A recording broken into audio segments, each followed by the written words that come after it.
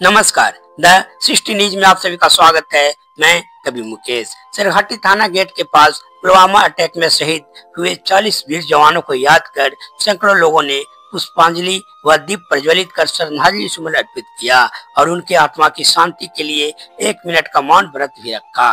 बताते चले कि 14 फरवरी 2019 को जम्मू कश्मीर के श्रीनगर नेशनल हाईवे से होते हुए सीआरपीएफ के जवानों के 60 से भी ज्यादा वाहनों का काफिला जम्मू से श्रीनगर की ओर जा रहा था।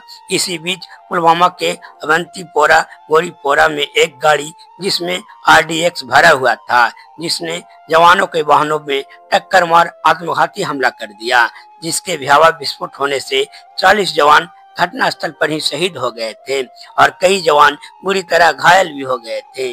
बताया जाता है कि विस्फोट इतना भयावह था कि गाड़ियों के चितने तक उड़ गए थे, जिसके आग की लपटें, धुआं और आवाज कई किलोमीटर दूर तक सुनी गई थी। पुलवामा आतंकी हमले को भले ही 6 साल बीत गए हों, लेकिन इसकी कसक और दर्द आज भी लोगों के जहन में ताजा है, जिसे काला दिवस के रूप में युगों तक याद किया जाएगा। श्रद्धांजलि सुमन अर्पित करने का कार्यक्रम के कॉम्पिटिटिव क्लासेस के डायरेक्टर कुंदन कुमार के द्वारा आयोजित की गई थी, जिसमें सरघाटी थाना प्रभारी अजीत कुमार, अधिवक्ता डॉक्टर अनिल कुमार, अरविंद कुमार, लोजपा सरघाटी प्रखंड अध्यक्ष रमेश पासवान, राजेश पासवान आदि सैकड़ों लोग रहे मौजूद। आप देख रहे थे द 60 न्यूज से कवि मुकेश की रिपोर्ट। आगे देखें उक्त श्रद्धांजलि सभा में लोगों ने और क्या कुछ कहा।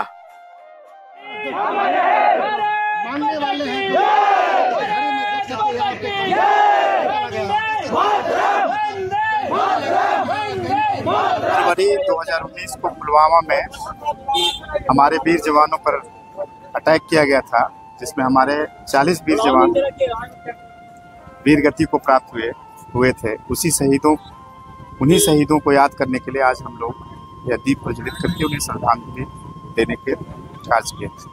सर, उन परिवारों को क्या कहना चाहेंगे जिनका मतलब शहादत दिवस मनाया? परिवारों के लिए यही कहना चाहेंगे कि उनके जो परिवार के लोग शहादत दिए देश के लिए, उसे कभी पूरा नहीं किया जा सकता है।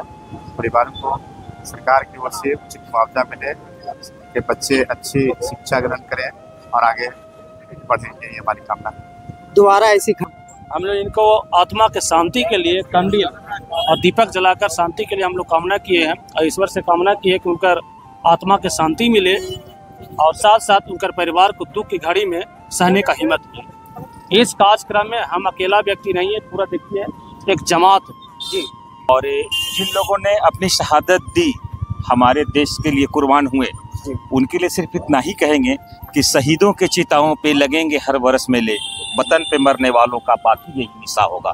हम सब उनके परिवार के साथ में हैं। इस दुख की घड़ी में संवेदना व्यक्त करते हैं और देश की सीमा और सुरक्षा के लिए हर नौजवान से आज अपील करते हैं कि देश में ऐसी घटना न हो, इसके लिए प्रयास किया जाए। क्या चाहता है? अपने बेटे को खोई है, उसके लिए पूरा देश मरमाहत है, पूरा देश रोया, आज भी हम रो रहे हैं उसके लिए, तो हम उस पर संवेदना ही प्रकट कर सकते हैं और बाकी तो सरकार का काम है। सरकार अपना परिचय जी, कंचन गुप्ता, शेरघाटी। मालूम है कि 14 फरवरी 2019 को 40 सीआरपीएफ के जवान बस के थ्रू रूट कर रहे थे, वो जम्मू से श्रीनगर जा रहे थे और उसी पे आतंकवादी संगठन ने हमला कर दिया और उस दरमियान वो बम विस्फोट हो गई और सारे के जवान मर गए, शहीद हो गए।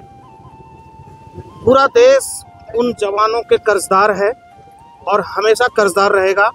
उन्होंने जो अपनी जवानी पूरा जान न्यौछावर करने का जो देश के लिए काम किया है, वो पूरा देश उनके परिवार के लिए हमेशा खड़ा रहेगा।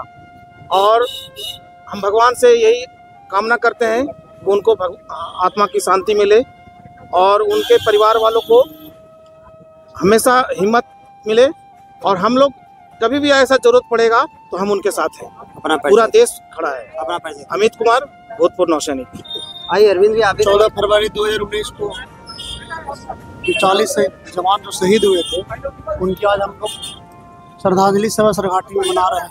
और सबसे पहले उन 40 जवानों का हम लोग कर्जदार हैं और जिंदगी भर कर्जदार रहे हैं, क्योंकि वो जागते हैं सेना पाती सीमा पर, तब हम लोग आज चैन से सोते हैं। दशहरा हम लोग भारत में सही रूप से रहते हैं, इसलिए उनके लिए सबसे पहले सत सत नमन। और उनका जो भी बलिदान है इस देश के लिए हम लोग हमेशा तत्पर रहेंगे। और आज जो ब्लैक डे यानी काला दिवस जो पूरे भारत में मनाया जा रहा है, ये बहुत ही दुख की बात है। इसलिए ज़्यादा कुछ नहीं करने की जरूरत है। मेरा नाम अरविंद कुमार। सर, आज पूरे भारतवासी के लिए बहुत जो है से दुख की घड़ी है।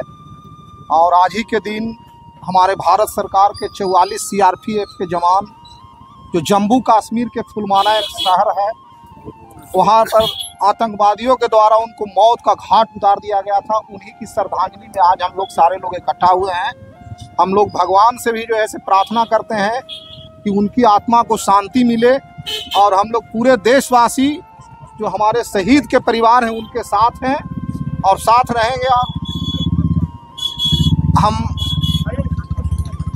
हम लोग चाहते हैं कि आने वाला दिन में जो हमारे देश के जो सुरक्षा कर्मी हैं, जो कैप्टन हैं, उनको हम लोग आगाह करना चाहते हैं कि फिर इस तरह का आतंकवादियों का जो है से घटना का पुनरावृत्ति नहीं हो। उसके लिए हमारे देश के एक एक जो है से जवान के लोग जो है से तत्पर रहें। कहीं 14 जनवरी 2019 को भारतीय सुरक्षा बलों पर पाकिस्तानी आतंकवादियों के द्वारा राष्ट्रीय राजमार्ग जम्मू कश्मीर में हमला किया गया था।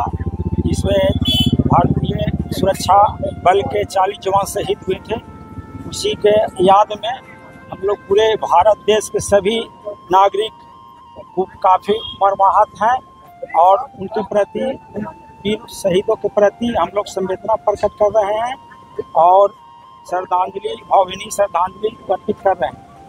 कि देश के शहीद के परिजन को भी इसके दुख की घड़ी में हम लोग सब साथ हैं और रहेंगे। अपना परिचय दे दीजिए।